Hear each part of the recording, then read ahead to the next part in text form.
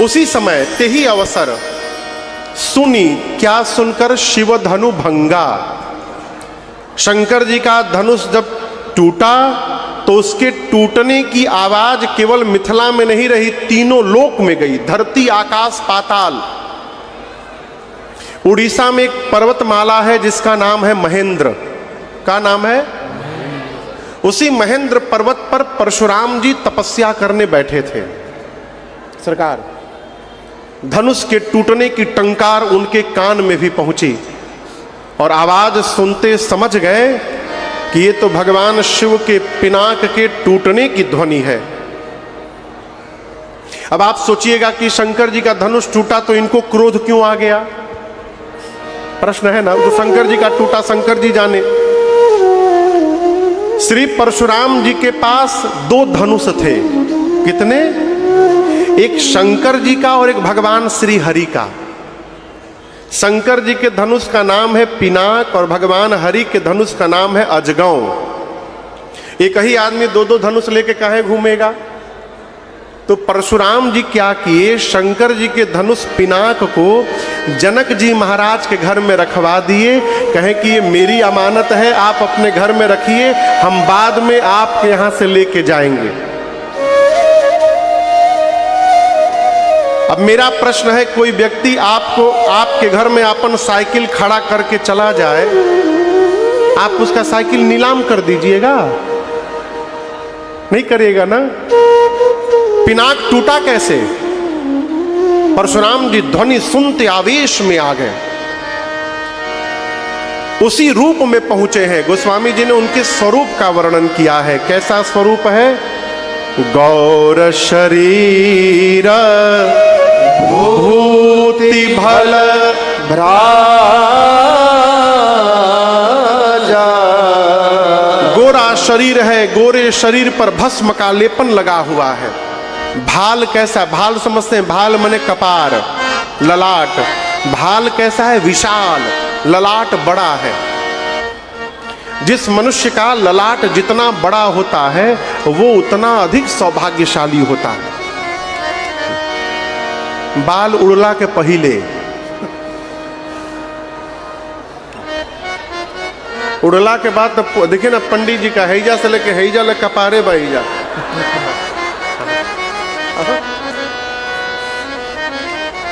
और मेरी प्रार्थना, यदि ललाट विशाल है ना तो बाल को सिर पर ऐसे ही रखा जाए कि पूरा ललाट दिखाई पड़े ना। तो ऐसा ऐसा हेयर स्टाइल आया है हो, भगवान ने मालिक है।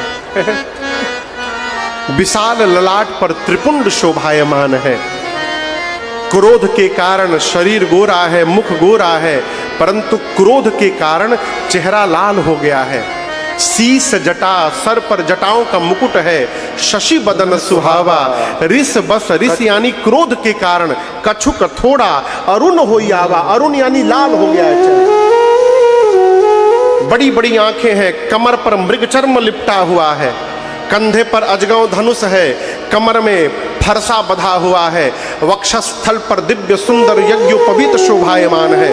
बड़ी बड़ी आंखें, प्रेम से भी जिसको देख रहे हैं उसको ऐसा लग रहा है कि आज जीवन का अंतिम दिवस है मेरा। मानो मार डालेंगे। सहजहु चितवत मनहु रिसाते। उसी वेश में परशुराम जी पहुंचे सभा में जनकपुर के। जो राजा अभी कह रहे थे कि राम लक्ष्मण जी को पकड़ लो, बंदी बना लो, अपना अपना धनुष बाण छिपा करके लाइन लगाकर सभी राजा लगे करन सब दंड प्रणाम। अपने अपने पिताजी का नाम ले करके परशुराम जी को सामने सभी राजा दंडवत प्रणाम करने लगे। प्रणाम करके सभी राजा किनारे जाकर लाइन से खड़े हो गए, एक दूसरे से बात करने लगे। यदि हमको पता रहता कि इस सभा में बाबा जी भी आने वाले हैं, हम भूल कर भी विवाह का सपना नहीं देखते। अब तो आके फंस गए यहाँ पर, अब कहाँ जाए? जाए तो जाए कहाँ? जनक जी महाराज आकर के मिले हैं, सीता मैया ने आकर प्रणाम किया है, विश्वामित्र जी ने आशीर्वाद दिया, परशुराम जी ने आशीर्वाद दिया, विश्वामित्र जी आकर के मिले हैं, राम लक्ष्मण जी को बुलवा करके प्रणाम करवाया है।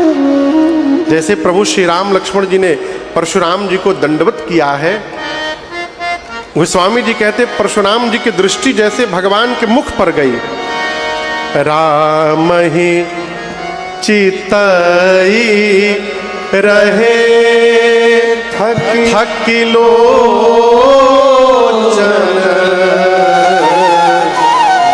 रूप अपार मार मद मोचन।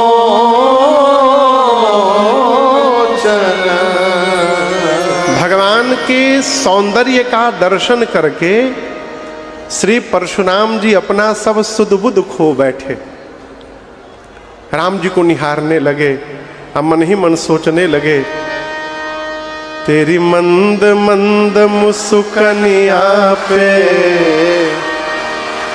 तेरी मंद मंद मुस्कनिया पे, अरे बलिहार राघव जी, बलिहार राघव जी।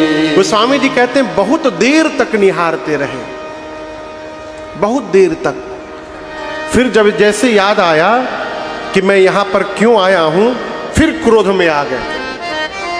और सब जानते हुए भी परशुराम जी जनक जी से पूछ रहे हैं, कहिए जनक, कहो का अति भीड़, आज तुम्हारी सभा में इतने राजा क्यों आकर के उपस्थित हो गए हैं। उस समय का नियम था कि धरती पर कहीं भी किसी को क्षत्रिय सम्मेलन यदि कराना होता था तो उसको पहले श्री परशुराम जी से एनओसी लेनी पड़ती थी। भैया, जब तक परशुराम जी एनओसी लिखित नहीं देते थे, नो ऑब्जेक्शन सर्टिफिकेट, तब तक क्षत्रिय सम्मेलन नहीं हो सकता था। आज मिथिला में दीप दीप के राजा महाराजा उपस्थित हैं और श्री परशुराम जी को कानो कान खबर नहीं है। गुस्से में पूछे, जनक इतने राजा क्यों आए हैं तुम्हारी सभा में। श्री जनक जी महाराज ने सब बता दिया। प्रभु, मेरी बिटिया का स्वयंवर था, शिव का पिनाक स्वयंवर के केंद्र में था, ये सभी राजा उसी स्वयंवर में भाग लेने आए हैं। जैसे जनक जी बताए तब तक धनुष के टूटे हुए खंड पर दृष्टि चली गई श्री परशुराम जी की। क्या हुआ? हुआ ये मानो किसी ने आग में घी झोंक दिया हो। पूरा शरीर क्रोध की अग्नि में भड़क उठा परशुराम जी का, कांपने लगा शरीर। बोले, ऐ जड़ जनक, निकाल करके बाहर करो जिसने पिनाक को तोड़ा है, नहीं तो जहां तक तुम्हारी राज सत्ता है संकल्प करके उतनी दूर की धरती पलट दूंगा, तुम्हारी पूरी सत्ता समाप्त कर दूंगा। निकाल करके बाहर करो किसने तोड़ा है। जैसे परशुराम जी ने बात बोली ना, जनक जी महाराज डर गए, कांपने लगे। सीता मैया सुनैना जी डर के मारे ब्रह्मा जी को बोलने लगी, ब्रह्मा जी आपने क्या किया, बनी बनाई बात बिगाड़ दी। और जिन जिन राजाओं से धनुष हिला तक नहीं था, एक राजा अपने बगल के राजा से बोला, तुम क्या जानते थे, हम तोड़ नहीं सकते थे, हमारे में बल नहीं है। हम जानते थे कि टूटने के बाद ये बवाल होने वाला है यहां पर, हम पहले जान गए थे कौन आफत में पड़े, इसलिए हम गए चुपचाप नाटक करके चले आए। हम तोड़े, जानबूझ के नहीं तोड़े हम। तो दूसरा राजा बोला, तो हम गंवा रहे का, हम भी जानते थे कि बाबा जी आने वाले, हमको पहले से सूचना मिली हुई थी, इसलिए हम भी नहीं तोड़े। राजा एक दूसरे से डींग हाँकते हैं, हम मन में अपने भगवान से कहते हैं, जय हो प्रभु, आपकी लीला बड़ी अपरंपार है नाथ। हम इतना प्रार्थना किए कि हमसे टूट जाए, अब पता चला आपने हमसे क्यों नहीं तोड़वाया। यदि हम तोड़े होते ना तो बाबा जी आज हमको तोड़ देते।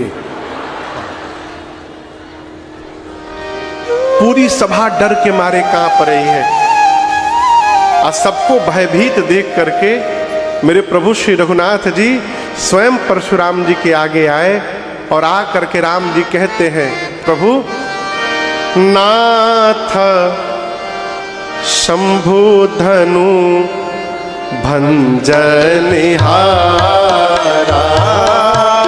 नाथ शंभु धनु भंजनिहारा